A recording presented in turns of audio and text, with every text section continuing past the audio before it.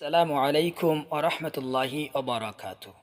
সম্মানিত বন্ধুরা, আজকে আমরা আলোচনা করব স্বপ্নে শিলা বৃষ্টি, বরফ, মেঘমালা, বজ্রপাত, বাতাস এবং বিজলি চমকাতে দেখলে কি হয়।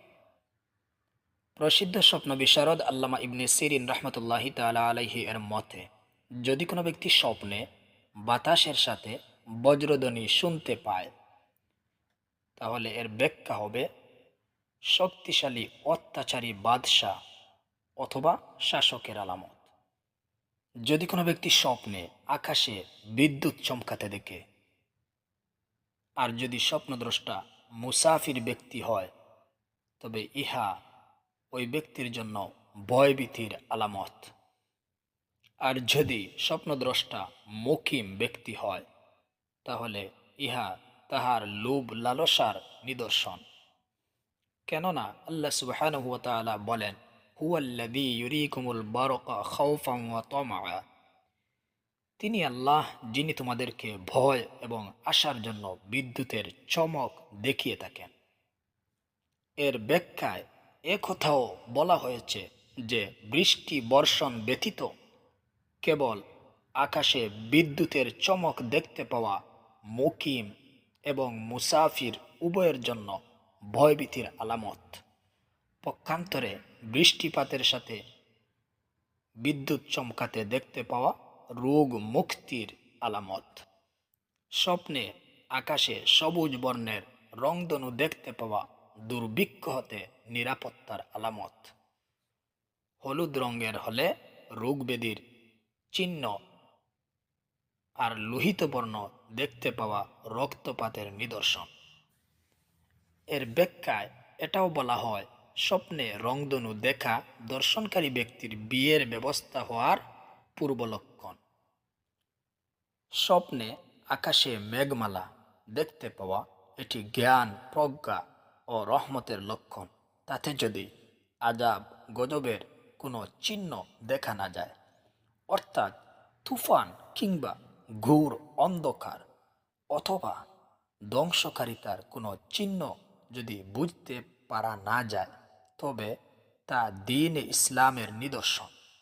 কেউ যদি স্বপ্নে দেখে সে মেঘের মালিক হয়ে গেছে, মেঘ জমা করার কাজে ব্যস্ত, মেঘমালার উপর দিয়ে সে হেঁটে বেড়ায় অথবা তাতে সে আরোহণরত, তাহলে স্বপ্নদ্রষ্টা পার্থিব জীবনে কোনো কাজে সফলতা লাভ করবে।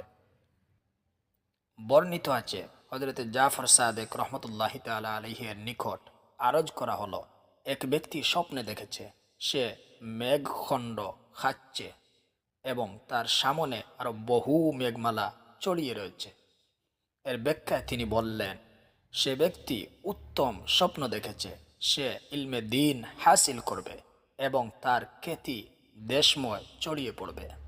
সুনাম ও সম্মানের এত উচ্চ মর্যাদায় সে পৌঁছে যাবে, যেখানে উপনীত হওয়া অন্য কারো পক্ষে সম্ভব হবে না। ইমাম জাফর সাদেক রহমতুল্লাহি তাআলা আলাইহিকে পুনরায় জিজ্ঞেস করা হলো, এক লোক স্বপ্নে দেখল মেঘমালা যেন তার উপর ছায়া বিস্তার করে আছে। এর ব্যাখ্যায় তিনি বললেন, স্বপ্নদ্রষ্টা যদি অসুস্থ হয়, তাহলে সে রোগ মুক্তি লাভ করবে, আর যদি ঋণগ্রস্ত হয়, তাহলে মহান আল্লাহ সুবহানাহু ওয়া তাআলা তাহার ঋণ পরিশোধের ব্যবস্থা করে দিবেন। আর যদি দরিদ্র হয়, আল্লাহ সুবহানাহু ওয়া তাআলা তার অভাব অনটন দূর করে দিবেন এবং ধন সম্পদ বাড়িয়ে দিবেন। আর যদি স্বপ্নদ্রষ্টা নির্যাতিত হয়, তাহলে মহান আল্লাহ সুবহানাহু ওয়া তাআলার পক্ষ থেকে সাহায্য নেমে আসবে।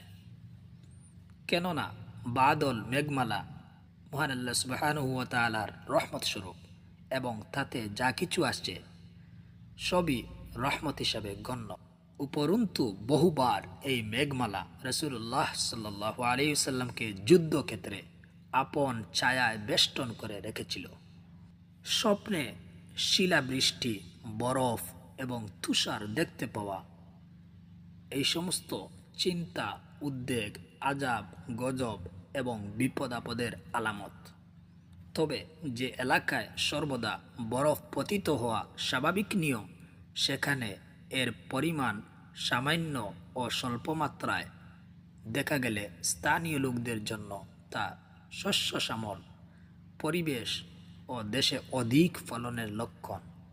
যদি কোনো ব্যক্তি স্বপ্নে দেখে পাত্র থেকে সে আজলা ভরে পানি নিয়েছে, সে পানি তাতে জমাট হয়ে গেছে, তাহলে এর ব্যাখ্যা তার হাতে মাল জমা হওয়া এবং দীর্ঘদিন স্থায়ী থাকার লক্ষণ। আর শিলাবৃষ্টি দেখার মধ্যে কোনো অবস্থায় কল্যাণের আশা নেই। তো বন্ধুরা, ভিডিওটি ভালো লাগলে দয়া করে চ্যানেলটি সাবস্ক্রাইব করবেন এবং কোনো কিছু বলার থাকলে কমেন্ট বক্সে লিখে জানাবেন। ভিডিওটি দেখার জন্য অসংখ্য ধন্যবাদ। আসসালামু আলাইকুম ওয়া রাহমাতুল্লাহি ওয়া বারাকাতুহু।